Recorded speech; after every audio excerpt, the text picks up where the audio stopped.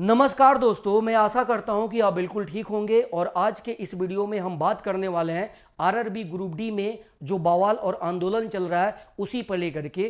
कई सारे बच्चे जो 10th पास हैं या जो बच्चे आईटीआई किए हुए हैं उनमें एक बहुत ही बड़े स्तर का मतभेद हो गया है। वह मतभेद रेलवे के द्वारा खुद कराया गया है। तो इसी को लेकर के बच्चे जो है हाई कोर्ट में केस को लड़ रहे हैं और बच्चों को जो है बार बार जो है हाई कोर्ट के द्वारा बीच बीच में अपडेट दिया जा रहा है। उन सारे अपडेट को हम लोग आप तक पहुंचा रहे हैं। अब तक जो है हाई कोर्ट के द्वारा क्या क्या अपडेट दिया गया, क्या क्या नोटिस दिया गया, वो कंप्लीट नोटिस मैं आपको यहां पे समझाने वाला हूं कि क्या अब तक जो है कोर्ट में आपके लिए क्या क्या चीजें निकल के आई है और क्या आपके पक्ष में जजमेंट हो पाया है। तो आइए हम लोग यहां पे समझते हैं पूरी कहानी को। जैसे यहां पे देखेंगे मिस्टर आरबी सिन्हा करके एक मेंबर है। इन्होंने हाई कोर्ट में यहां पे दिया हुआ है दिल्ली हाई कोर्ट में मेरे भाई इन्होंने केस किया रेलवे बोर्ड पे। और रेलवे बोर्ड पे इन्होंने इस बिहाफ पे केस किया। इनका कहना था कि मैं पहले से आईटीआई किया था और मैं ये सोच करके आईटीआई किया था कि जब रेलवे ग्रुप डी का फॉर्म आएगा तो उसमें मैं अपना फॉर्म भरूंगा और अपना एक सीट पक्का कर लूंगा।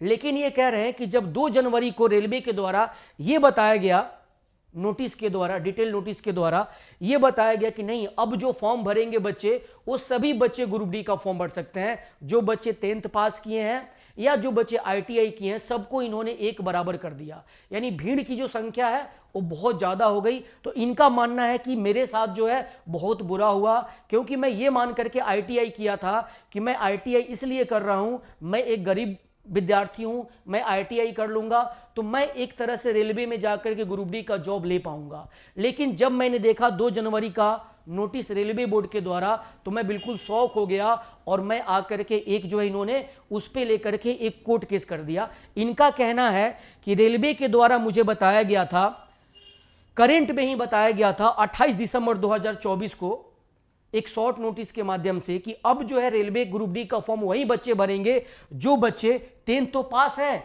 लेकिन साथ में आईटीआई या एनएसी किए हुए हैं। यानी जो बच्चे आईटीआई किए हुए हैं वही बच्चे जो है फॉर्म को भर पाएंगे।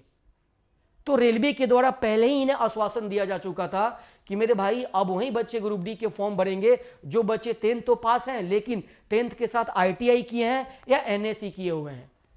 तो इन्होंने बोला कि ये जब इंफॉर्मेशन दिया गया था हमें बिल्कुल मतलब कंफर्म किया गया था कि इस तरह से चीजें होने वाली है ग्रुप डी में, लेकिन हमारे साथ बहुत बड़ा विश्वासघात हुआ और हमें एक नोटिस को दिया गया 2 जनवरी को और उस नोटिस में हमें बताया गया कि नहीं, ऐसा कुछ नहीं है, सभी बच्चे फॉर्म को भरेंगे। तो इस बात को लेकर के बहुत सारी बहस चली, बीच बीच में कई सारा अपडेट आया कोर्ट के द्वारा। कोर्ट ने जो है रेलवे बोर्ड से कई सारा डॉक्यूमेंट्स वगैरह मांगा कि इस तरह का क्यों किया गया आपके द्वारा, पहले आश्वासन दिया गया बच्चों को और फिर बच्चों के साथ विश्वासघात किया गया। तो ये सारी बातें कोर्ट और रेलवे बोर्ड के बीच में ये बातें चल रही थी, केस लोग लड़ रहे थे, जैसे कई सारे लोग केस लड़ रहे थे, उसमें मिस्टर सिन्हा भी हैं। तो अब जाकर के कोर्ट ने जो है इनको लास्ट में क्या किया, क्योंकि समय बहुत निकलते जा रहा है, बच्चे फॉर्म को भर चुके हैं, सब कुछ हो चुका है, लेकिन कोर्ट अभी भी जो है इस बात को लेकर के रेलवे पे चढ़ा हुआ है, रेलवे से मांग रहा है कि मेरे भाई आप जो है बच्चों के साथ जो विश्वासघात किए हैं उसके लिए आपको जो है डॉक्यूमेंट सबमिट करना पड़ेगा और कुछ ना कुछ जो है इसके लिए सही निर्णय आपको लेना पड़ेगा। तो यहां पे मैं आपको बता दूं कोर्ट के द्वारा 22 मार्च तक रेलवे से आखिरी डॉक्यूमेंट सबमिट करने के लिए बोला गया कि आपके पास जो भी है, आपका जो भी जजमेंट है, आप जो भी सोच रहे हैं रेलवे बोर्ड, आप मुझे वो बता दीजिए कि फाइनल में जो है 28 मार्च को यानी कल के दिन फाइनल नोटिस निकाल सकूं कि क्या करना है आपको। यानी इस नोटिस में आपको तो समझ में आ गया पूरा मैटर कि अब तक जो रिजल्ट है वो 28 तारीख को कंफर्म होने वाला है कि फाइनल क्या होगा। लेकिन मैं आपको बता दूं कि 28 तारीख को क्या पॉसिबिलिटी निकल के आ रही है, क्या चीजें हो सकती है, आपको मैं थोड़ा सा यहां पे बता सकता हूं, क्योंकि इसी को करना पड़ेगा तभी जाकर के ये मैटर सॉर्ट आउट हो पाएगा। क्योंकि बच्चे फॉर्म को भर चुके हैं, एकदम से फॉर्म को कैंसिल करना और दोबारा से फॉर्म को भरवाना ये भी एक अपने आप में बहुत बड़ा मैटर हो जाएगा। तो ये भी एक तरह से बहुत पॉसिबल नहीं है। तो रेलवे को क्या इसमें अपना डॉक्यूमेंट सबमिट करके बताना होगा, ये मैं आपको बताने वाला हूं, समझिएगा इसको ध्यान से। जैसे रेलवे को क्या करना होगा, जैसे कि 32,000 सीट है, अब इस 32,000 सीट में कुछ टेक्निकल पोस्ट होगा, कुछ नॉन टेक्निकल होगा। तो जो टेक्निकल पोस्ट होगा तो उस टेक्निकल पोस्ट पे आईटीआई वाले बंदे ही जो है उसमें सिलेक्शन को ले पाएंगे, ये कंफर्म करना होगा। फॉर्म तो भरा जा चुका है, अब दोबारा से फॉर्म भरवाना पॉसिबल है नहीं।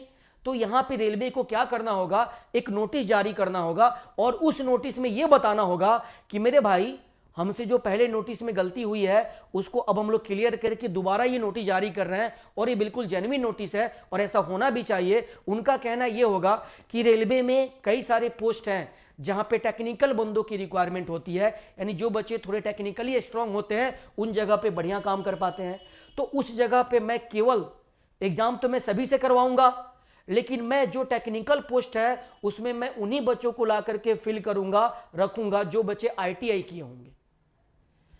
तो इससे क्या होगा कि 32,000 में कुछ सीटें 10,000, 5,000, 15,000 जितने भी सीटें हैं वो आईटीआई वालों के पक्ष में चली जाएंगी और बाकी जो पोस्ट होगा उस पोस्ट पे सभी बच्चे अपना फॉर्म भरेंगे, मतलब अपना एग्जाम देंगे और वहां पे सिलेक्शन लेंगे। तो ये बीच का रास्ता निकल के आ रहा है। अब इसमें ये कोर्ट को मतलब जो है रेलवे को बताना पड़ेगा और इस तरह का नोटिस जारी करना पड़ेगा। और इसमें और भी बढ़िया क्या हो सकता है कि जैसे 32,000 सीट है तो 32,000 को और डबल कर दिया जाए, 60-70 हजार कर दिया जाए और वहां पे टेक्निकल वाले पे आईटीआई वालों कर दिया जाए और नॉन टेक्निकल वाले पे बाकी सभी बच्चे 10th वाले हैं उनको कर दिया जाए, तो मैटर और भी बढ़िया से क्लोज हो सकता है। तो रेलवे के पास इसके अलावा कोई ऑप्शन नहीं है, ऑप्शन एक ही है। बट एक ऑप्शन में क्या है कि 32,000 सीटों में ही डिस्ट्रीब्यूशन करना है, तो ये थोड़ा सा डिफिकल्ट है क्योंकि बहुत सारा कम सीट हो जाएगा। दूसरा रास्ता क्या है कि काम तो वही करना है बट सीटों को बढ़ा करके करना है।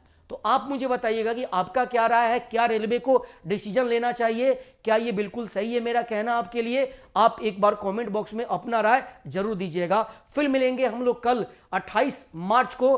फाइनल जजमेंट आने वाला है हाई कोर्ट के द्वारा। अब वहां पे क्या निर्णय निकल के आएगा, कल बिल्कुल दूध का दूध और पानी का पानी हो जाएगा। तो मेरे भाई फिर मिलते हैं हम लोग कल वीडियो में। कल क्या होगा वो आपको क्लियर बताएंगे, क्या अपडेट आएगा। तब तक के लिए जय हिंद।